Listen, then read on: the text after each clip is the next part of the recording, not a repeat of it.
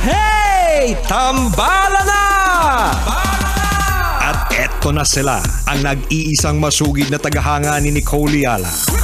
Chris Chuper! Kasama ang nag-iisang die-hard fan ni Chris Chuper. Nicole Yala! Dear Nicole and Chris. Dear Nicole and Chris. Dear Nicole and Chris. Dear Nicole and Chris. Magandang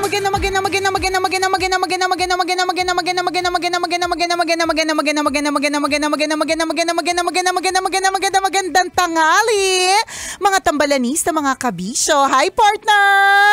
Pwede ba ako magtago dyan sa... Saan? Sa kurtina kong suot. sa damit mo? Sa kurtina ko. Ay, pag nagtago ka dito, partner, di ka makikita, nakaitim ka din. Ay, di, sa bagay, ano ba ngayon? August 7. Oo. Sa bagay, ngayon yung araw na naniningil yung utang sa'yo. Ay, nako, may perfect. Nako, willing. Sige, willing kitang itago dito sa pakurtina kong suot. Alang-alang sa eksenang hindi ka matatagpuan ng pinagkakautangan mo. Uy, partner, ngayon ko lang na-realize, sabi pala ni Nick Nangit, bawal daw tayong nakaitim. Oo nga, kakasabi lang nung isang araw, wag daw magsusuot ng itim. Naku po. Kasi nga ghost month, dapat colorful. True, lapitin daw ng mga naniningil ng utang. Yeah. Kasi sila yung multo ng buhay natin eh. Oo nga, ano ba yan? Hubad. Bigla naghubad. Wag daw magitim, di ba? Nakakaloka. Well, dun sa lahat ng mga kabisya natin na ganitong oras nagtatago mula sa kanilang mga pinagkakautangan. Ramdam namin kayo. Oo, correct. Ang masasabi lang po namin sa inyo ay galingan nyo po. Dapat pang Olympics ang bilis ninyo. Uy, totoo yan. Dapat alerto ka din. Dapat alam mo na kaagad kung saan ka magtatago. Tingnan mo ako, nakita ko agad. Naisip ko agad. Sa damit pa lang ni Nicole Yala, pwede palang magtago ang isang tao. So, ibig sabihin, nakakatakot naman tong mga paiksenang pag-ghost na background natin. Hindi ako nagulat. I'm responsible. Alerto. Charot. Pero hindi natin sure. Pero dapat maging alerto po tayo. Alerto sa maraming bagay, ha? Yes. Kasi baka mamaya hindi mo napapansin, hindi ka na pala alerto pagdating sa mga finances. Yes. Ang dami na palang mga ginagastos na yung ginagastos higit pa pala sa kinikita. Ang dami palang, tayo pala yun. Ang dami pala natin. Oo, di ba? Kahit alerto pala tayo, sadya talagang kulang. Ganun talaga. Yun, dapat maging mindful tayo, di ba? Kaakibat ng pagiging alerto, yung maging mindful ka, maging observant ka. Yan. Di ba? Hindi lamang sa financial aspect ng buhay mo, kahit sa behavior mo. Although yung spending is part of your behavior. Tama, oo. Di ba? Maging mindful ka sa mga ginagastos mo, sa mga sinasabi mo, ay, totoo sa yan. mga ginagalaw mo. Correct. Kasi ang di mo na mamalaya, nakakapanakit ka na pala ng kapwa. Akala mo nagjo-joke ka lang, akala mo nagtatanong ka lang, 'di ba? Pero sa totoo lang, masakit na pala sa pakiramdam yung sinasabi mo, 'di ba? At tulad ng hindi mo alam yung laban ng isang taong ang tindi na ng ginagawa niya para makapagjeta. Tapos tatanungin mo pa siya kung bakit hindi siya pumapayat. Girl, bakit hindi ka pumapayat, 'di ba? Alam mo, ang taba-taba mo na talaga. Oo, iba na talaga. Papunta ka na sa nako, wag kang sa malalamig, magsesebo ka, 'di ba? Ayaw natin Hindi, magsabihin ng mga tao talagang gano'n na parang akala nila sobrang ka-close nila yung tao, makapag-comment ng gano'n, di ba? Ang hindi nila alam, nakakapanakit. Ang hindi nila alam, kaya naman pala siya ganyan na hindi siya pumayat kahit na sobrang tindi ng pagda-diet. Meron palang, di ba, mayroong hormonal imbalance. Yes, Di ba? Basta, may concern. May concern, may health correct, issues. may medical issue, di ba? Kaya alam mo, maging alerto din tayo kapag may mga ganyan na nagsasabi sa atin ng hindi maganda yan. Tinanong ka, di ba? Uy, excuse me girl, bakit parang ganun hindi ka pumapayat, 'di ba? Yung ganun dapat ganun tono, ha? 'di ba? Yung pagkaganyan niya. Alam mo parang hindi ka pumapayat, nagda-diet ka naman, hindi ka pumapayat. Iniiwasan mo naman lahat ng pagkain pero hindi ka pumapayat. Kapag may gumanyan sa'yo, sasabihin mo sa kanya ganito. Excuse me din girl, ha? Excuse me din girl. Bakit ikaw paganda ka ng paganda, hindi ka naman gumaganda? Ang dami mo nang inubos na pangkoloreta sa mukha, papakinis sa mukha pero hindi ka pa rin gumanda. Ganon! Parang wala na bago, no? Ganyan ang pagiging alerto. Hindi ka dapat pwede alam ko sa mundo ngayon, hindi pwede magpatalo. Kung hindi, una ka mabubulok. Ganon. Agree ako doon, no? Saan? Sasabihin mo sa kanya, ba't di ka gumaganda? Dapat marunong ka rin bumanat. Dapat hindi napapaapi sa mundong ito. Oo. Diba? Totoo yun, maging alerto ka sa mga ganyang klase ng tao. And if you feel you are surrounded by those kind of people. Naku, yung mga nega yan. Yung mga taong hindi maganda ang sinasabi sa'yo, di magdistansya ka na lang din. Diba? Yun yung mga paraan. Isa pa rin siguro, minsan maging mindful tayo. Yung paraan natin ng, bukod sa paraan ng pananalita, yung tono ng pananalita. Importante din yun. Totoo din. Minsan hindi mo alam, mahirap kang intindihin dahil sa tono mo. Akala ng mga tao lagi kang galit. Correct ka. Parang kumbaga sa text, all caps ka lagi. Yes. Di ba na parang until may magsabi sa'yo na, alam mo, bakit parang lagi ka nakasigaw? Bakit parang lagi kang galit makipag-usap? Yan, di ba? Pero maganda ding intindihin yung mga taong parang laging galit or laging pasigaw, ha. Meron tayong kakilala noon, partner, na lagi siya sumisigaw. Yung parang pag nagsasalita siya, magkalapit lang naman tayo. Bakit parang sinisigawan mo ko? Yung pala meron din siyang health condition. May problema siya sa tenga. So, kumbaga, kailangan pasigaw siya para naririnig niya yung boses niya. Parang ganon. May mga ganon din. So, yun yung sinasabi natin. Maging mindful tayo. Na ang lahat ng tao kaya nila ginagawa yung mga ginagawa nila, kahit ganyan yung ugali nila, ganyan yung itsura nila, kasi meron yung pinagdadaanan na hindi natin alam. Diba? So maging alerto tayo sa pag-intindi, maging alerto tayo na kapag sinabihan tayo at kailangan nating i-correct, gawin po natin yun. Wala pong masama kapag kino-correct tayo, ha? Minsan ano tayo kagad defensive. Ako pinakaayaw ko yan, partner, eh. Yung una, halata namang may kasalanan ka. Naguhugas kamay pa. Naguhugas kamay pa. Oo. Alam ba't ka naguhugas ng kamay, di ba? Pinagagalitan ka kasi may mali kang ginawa tapos bigla kang maghuhugas ng kamay. Di ba di ba? Kung physically ganun yung eksena, yung sinasabihan ka lang ng mga mali mo tapos bigla ka naghugas kamay. O umalis ka tapos naghugas ka ng kamay. Literally, ang pangit, di ba? So ganun din. Kapag yung sinasabi natin huwag ka maghugas kamay, tanggapin mo na may mga pagkakamali. Lalong-lalo na halimbawa hindi lang isang tao yung nagsabi. Yes. Pwede kasing isang tao lang yung nagsabi. So yung isang taong to, maaaring marites lang ng taon, atribida ng dekada, ganun lang siya. Correct. Pasmado ang bibig. Totoo. Diba? Maaaring, pero kasi isang tao lang siya at kilala siya sa ganun. Pero halimbawa, marami ng concerned. Or, kahit isang tao lang siya, pero yung isang taong ito kunyari boss mo. Diba? Na may nakikita siya na hindi mo nakikita. Mga ganyan. O kaya nanay mo or tatay mo, yung person in authority, pakikinggan natin ito. Huwag tayong laging parang nagde-deny na may maling nangyari or may maling sinabi or may maling ginawa. Tanggapin. Masakit lang talaga. Totoo, di ba, na makatanggap ng ganyan na pagsasabihan ka, lalong-lalo na kung matanda ka na. Nako. Mahirap pagsabihan eh. Sabi nga, nanunuwag na yung mga correct, yan. Totoo. Diba, tinutubuan na ng sungay. Actually, yung iba nga mahahaba na ang sungay. Tatlo pa. Diba? Tatlo. Diba kadalasan sa hayop, dalawa lang? Correct. Sa'yo, tatlo. At 3 kilometro pa ang haba. At 3 dip pa ang laki. Ganun katindi yung sungay. Hindi ka pwedeng dumaan ng buendia. Sagad ka sa vertical limit.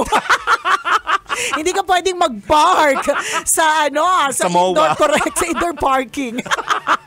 Lagpas ka dun sa clearance, ganun. Sungay mo pa lang hindi na pwede. Hindi, pero kasi ganun yung medyo pag medyo matanda na kasi, sabi nga you cannot teach an old dog new tricks. Kapag ganyan daw na medyo matanda na mahirap ng pagsabihan, wag pong ganun. Tama. Kapag kahit na matanda na po tayo, pwede pa po tayong pagsabihan. Dapat coachable tayo anuman ang edad natin, mga kabisyo. Correct, totoo. Tama yung sinabi ni partner, mga kaibigan, na bukod sa pagiging alerto, pagiging mindful, dapat aware din tayo sa mga sarili nating pagkakamali. Minsan aware lang tayo sa kabutihang ginagawa natin. Ay, mabait ako, alam ko sa sarili ko yun. Na generous ako, nagbibigay ako, ganon. Tingnan mo nga, dami kong mga kaibigan, dami nagmamahal sa akin, na mabait talaga ako. Yun yung awareness na meron ka, pero hindi ka aware sa kasamaan ng ugali mo. Dapat aware ka din doon. Pero baka may ibang taong hindi din nila alam, no? Oo, totoo yun, na marami hindi talaga alam na masama ugali nila. Oo, na yung ginagawa pala nila ay masama. Correct. Kasi para sa kanila, akala nila mabuti. Kaya ilang beses nating sinasabi to na kapag may gusto kang baguhin to ko sa isang tao, i-communicate mo kasi sa kanya. Kasi hanggat hindi ka nagsasalita, or hanggat hindi niya nalalaman. Sayang naman yung bibig mo. Correct. Para saan ba yan? Yung totoo. Binigyan ka pa ng bibig kung hindi mo naman gagamitin. Oo, diba? diba? Nang tama. Correct. Nang tama. So pwede din ganon, 'di ba? I-communicate mo sa kanya. Kasi baka nga sa totoo lang baka nga hindi niya alam. Totoo 'yun. Pwede kasi yun eh. Kasi wala naman nagsabi sa kanya na may mali, wala naman nagsabi sa kanya na hindi tama, 'di ba? Yung bang mga ganern. So, yan yung kahalagahan po mga kabisyo na meron po tayong napupuntahan na pagsasabihan, Yes. na pagtatanungan, 'di ba? Katulad na isa nating tambalanisa na nagtatanong, sabi niya, "Dear Nicole and Chris, tambalanisan niyo po ako since 2008. Ang tagal ko ng tambalanista. Nanonood pa ako ng mall shows niyo dati." Anyways, ako po ay isang breadwinner at gusto ko lang pong tanungin bilang alam ko naman po na kayo din po ay nag-suspend para sa inyong family, na masama po ba na bumili ng mamahaling bagay para sa akin? Meron po kasi talaga akong gustong bag na feeling ko deserve ko, kaya lang nagigilty ako kasi ang dami pang ang bayarin. Thank you tambalan and God bless. Ayan. Uy, So, ito yung para sinasabi sa sarili. Para sa sarili. Ito yung Okay. sinasabi natin na mahalagang meron tayong natatanungan. Oo, maganda yun, lalong-lalo na kung di tayo sigurado, ganyan. Pero syempre, yung tatanungan mo, yung, alam mong, yun nga sabi natin kanina, yung may otoridad, yung mukhang kagalang-galang. At hindi yung supplier mo ng bag. Correct, totoo. Wag yun. Kasi yung supplier ng bag na yun, lahat ng magagandang bagay tungkol sa bag na yun, sasabihin niya sa'yo. Baka sabihin niya sa'yo, naku, alam mo, pag binubuksan to, nagkakaroon ng bagong sinaing na bigas. Ganun. Diba? Makita nga lang niya na may pera kang hawak. Ay, nako. Diba? Sasabihin niya sa'yo yung bagay na bagay sa pagkatao mo. Naku, alam ko yan, partner, kasi ilang beses na ako nauto ng ganyan. Sasabihin nila sa akin, alam mo kasi ang puti niyo po, ma'am. O kaya, alam niyo po kasi bagay po ito kasi boss po kayo. O alam niyo po, ma'am, bagay po kasi ito kasi parang, parang nung kakabili ko lang ng shades ng isang araw, partner. Gusto ko Yan siya. tayo eh. Yan tayo. Gusto ko siya, pero nag-iisip din ako. Pero parang feeling ko, deserve ko naman din. Ganon. Ang trigger ko, partner, na syempre doon ako nakinig sa nagbebenta, di malamang kailangan kumota niyan, di ba? Yan sinasabi natin. Yan yung sinasabi. Mali ka ng pinagtanungan talaga eh. Yan yung sinasabi, di ba? So, ang sabi niya sa akin, yung sinuot ko, kasi nagandahan talaga ako. Parang, oh my God, ang ganda. Ano ba meron sa shades? Ano meron? Basta maganda siya. Nagandahan talaga ako sa kanya. Parang, ay, grabe, ang ganda talaga nito. Ilan yung pinagtanungan mo? Isa lang. O siya lang yung nagbebenta, di ba? Kaming dalawa lang naman yun nandun eh. So, ang sabi niya sa akin, naku ma'am, sobrang bagay niyo po. Kasi po, bagay po sa ilong po ninyo matangos. Gumanon siya. Sabi niya sa akin, kasi po yung mga ibang nag-try niya na walang ilong, hindi po bagay. Di syempre, partner, ako palakpak tenga, palakpak ilong, lahat na pwedeng pumalakpak sa katawan ko pumalakpak. At siya din, partner, in the end, siya yung pumalakpak kasi binili ko. Diba? So, yan yung sinasabi natin kahalagahan ng mga taong tinatanungan. So, babalik tayo dun sa breadwinner. Kaya nga sinasabi namin, kami ba ang dapat natanungan? Diba? Oo. Tungkol dito. Pero kung ako well, ako kasi yung tipo ng taong I deserve this lagi ang moment ko eh. Meron akong ganyang klaseng mindset. Meron akong... At walang masama At walang masama. At lalong-lalo that will make you happy, then correct. Go for it. Oo. Kung ikaliligaya mo, tapos parang feeling ko as a breadwinner, ang pwede mong isipin dyan, ano ba yung ROI nito o kailan? Ibig sabihin, kunyari, kung bibili ka ng bag, kung bibili ka ng bag, magkano yung bag na yan? So, dun sa bag na yan, ilang beses mo yan magagamit sa isang taon o kaya sa isang, 'di ba? Tapos yung bag na yan na gustong-gusto mo, magiging dahilan pa kung bakit magiging confident kapag nag-attend ka ng mga events o kaya may mga mamimit ka mga pangmalakasan. So, doon pa lang, meron ng ROI o return of investment, 'di ba? Kahit medyo masakit sa ulo, iniisip mo yung pero may magandang balik ito sa'yo. Tama. So, why not? Correct. Go dapat, for it. Maglabas ka man ng pera, dapat alam mo na yung paggagamitan nun. Yes. Diba? Kung halimbawa bag ang bibilihin mo, alam mo na agad yung pakinabang nun. Correct. Ang tanong ko, anong pakinabang ng shades ngayon? Ha? Ba't bumalik sa akin? Bakit? Una sa lahat. Sa bagay, maganda naman. Maganda naman. Ba't hindi mo suot? Sayang naman. Sige, kukunin ko, partner. Ayan, para makita natin, para malaman natin. Husgahan. Mamaya sa Facebook Live, partner. Para kita ng mga tao. Para husgahan. Para tingnan natin kung sino yung paniniwalaan natin. Correct. Ay, wag na, binili ko na. Baka mamay manghinayang pa ako.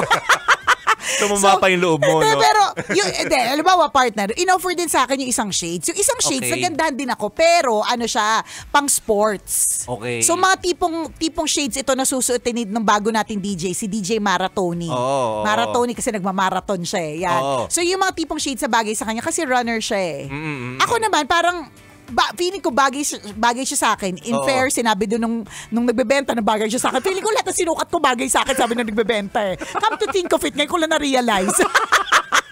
Ngayon ko lang na-realize, pambihira. So, ang eksena partner, in fairness, nag-isip naman ako. Na-realize ko kasi yung ano siya eh, may sport siya sa dulo. So, pang sporty talaga siya. Hindi naman ako sporty. So, Akala ko magmumotor ka na bukas eh. Actually, medyo nag-isip din ako kung magsusports ba ako alang-alang sa shades na to. Pero hindi naman tayo ganun kauto-uto, ganun. So, Kung kailan magtatagulan, saka ka nagbibili ng ganyan. hindi. Pero kasi kung kailan tag-ulan, partner, saka siya nakasil. Hindi, isipin So, mo yun na din- malapit na yung summer. Oo, hindi, tsaka, 9 months na lang. hindi lang yun, partner. Nagamit ko kaya siya today. Ay, talaga Mainit ba? kaya. Sa bagay, oo. Kaya pag may init, partner, kahit na init lang ng aircon, init ng exhaust, labas ko siya para meron akong ROI. Oo, Di ba? tama Para yun. may balik na. Ganun. Pero dun sa breadwinner na yan, I think, after all that you've been through, di ba, why not? Tama. Deserve mo naman yan, hindi naman lagi, di ba? Basta yung totoo yun. Correct. Dapat wag lang lagi. Oo, kailangan pa bang i-memorize yan? Basic! Kailangan pa bang i-memorize yan? Love Radio. Basic!